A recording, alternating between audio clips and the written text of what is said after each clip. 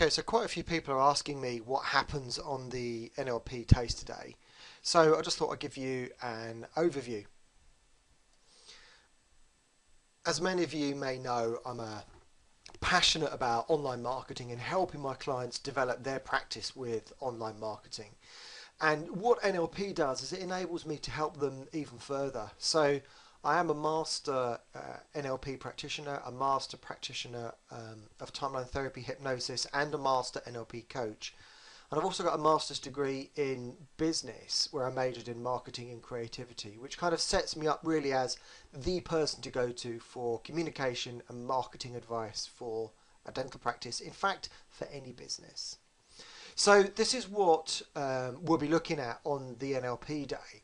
We're going to be looking at how we can understand others with NLP, which aids communication with yourself, with your team. If you're a dentist, it helps communication with your patients, with people that you love at home, with brothers and sisters, and it helps communication with everybody.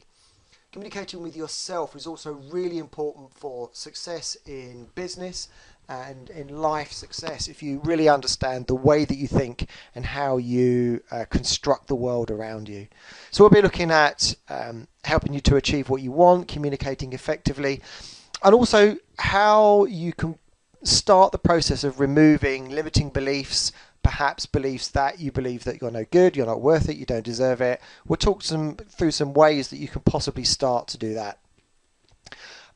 We'll also look at a brief history of NLP. I'll go through where does it come from, how was it been brought together, who are the people that originally designed it, and where are we now with current NLP thinking.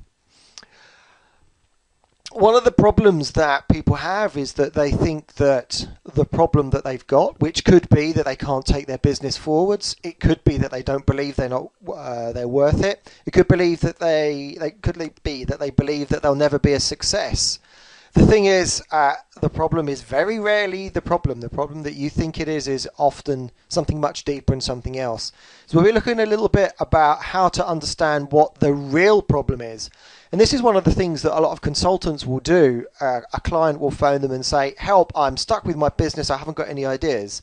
And then the consultant spends lots of time helping them with ideas. Well, actually, that's not the problem. The problem could be something much deeper than that. And if we solve that problem, then the client is able to have lots of ideas and they can truly think for themselves. And that's what this is about, understanding the root cause of problems and those problems in business and life, where do they come from? We're then going to talk about the NLP communication model. If you can understand this model of communication, it enables you to understand how other people think and communicate. That helps you with general conversations and general communication. This is what often is called sales. You know, sales, all selling really is having a deep understanding for another person and what they believe in and what they believe to be true and how they construct the world. And if we understand how another person thinks, we're able to talk to them in a way that's right for them, not use any sales techniques on them, but we can just explain what we want to explain to them in a way that makes sense for them and is right for them. So the NLP communication model will absolutely help you with treatment plan conversions if you're a dentist, or if you're in a sales role, it'll help you with your job every single day. We'll look at some NLP presuppositions. These are presuppositions, these are initial thoughts that, if we hold true, are extremely helpful to helping us understand others and get on in life and get on in business. So we'll spend some time looking at the presuppositions because they're really, really helpful set of rules, guiding principles to live life by. And your unconscious mind, you know, is really, really powerful. Have you ever bought a car and then gone out and noticed that there are loads of other cars exactly the same type, exactly the same colour as yours? Well, that's because you've now given your unconscious mind kind of a red flag and a signal to spot those things. So we'll be looking at your unconscious mind. How can you use your unconscious mind to help you get what you want? And you know that when you buy a car, you notice a load of other cars that are the same. How would it be if you did that with business goals and life goals? You could actually then notice opportunities to achieve what you wanted to. So we'll be talking about the unconscious mind and the power of that and how you can use it. And rapport building, again, is massively important in sales, is important with any communication we have at with any person at any time. If it's a face-to-face communication, you can even build rapport over the phone. So we'll be doing a really great exercise to help you build rapport and understand how you can do that to increase treatment plan uptake, to increase the compliance of patients to follow your instructions after you've given them oral health care advice if you're a dentist, or to help your clients do what you want them to do, what you know will be helpful for them. So rapport is really, really important, and we'll spend some time talking about that. I'm also going to look at understanding how we think and how others think. How do people relate to the world?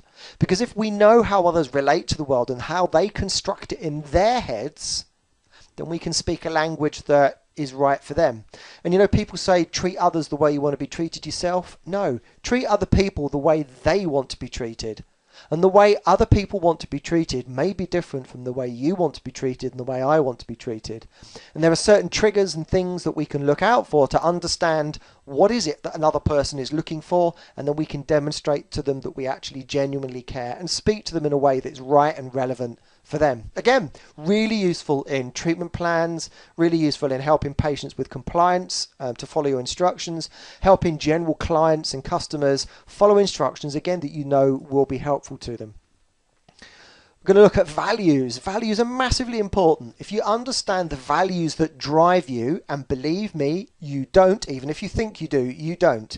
If you understand the values that drive you, you can understand more about how you can align your business with that, which makes for a successful business, and align your values to achieve your goal. Perhaps your values are conflicting with your goal. You think you know where you want to go, but your values are taking you a different way. Well, we'll pick one lucky person that I know will volunteer, because the person that volunteers gets the most out of this. One person we'll bring up to the front, and we'll do a values elicitation. We'll then look at those values, what do those values mean, and possibly some of the problems and conflicts in those values, and we'll look at how we can sort some of those value problems out. We're also going to look at something called values level thinking. This is a fantastic way to understand other people, other companies, other nations, other industries, and to understand how those other industries and how your competitors think, so that you can take into account the way that they think and to remain competitive with them. This is really, really important if you're involved in dentistry. With the way that corporates are coming into dentistry, this is really important to understand how different organizations think in a particular industry. And you know that an individual dentist thinks very different from a large corporate. Well, why is that? And values level thinking will help you to understand that, to help you understand the difference in thinking between a small business and a large business, and if you're a small business, how you can compete with that. And then this is a little bit more about the values level thinking, and we'll go into that in much more detail. And then finally, we're going to look at how to create effective change. NLP is all about creating change and moving forward in your business and in your life. So we'll talk about what are the requisites for change, what needs to happen in order for you to change. And absolutely, you can. If there are things that are holding you back, you absolutely can change them. So we'll look at some of the requisites that have to be in place in order to achieve that change. And then finally, we're going to look at goal setting. You know, we've heard of SMART goals, specific, measurable, achievable, realistic, and time-bound. You know, that is so old-fashioned. That's so 80s business mentality. Well, let's get really with it. Let's get with the 2013s. And I'm going to show you a 13-point action plan for understanding your goal, some questions to ask yourself about your goal so that you can really set a very clear goal. When you have a very clear goal, it's like a flag to your unconscious mind. You'll be able to see opportunities and things that you couldn't see before and find ways to help you achieve your goal. So as you can see, this NLP Taster Day is not a taster.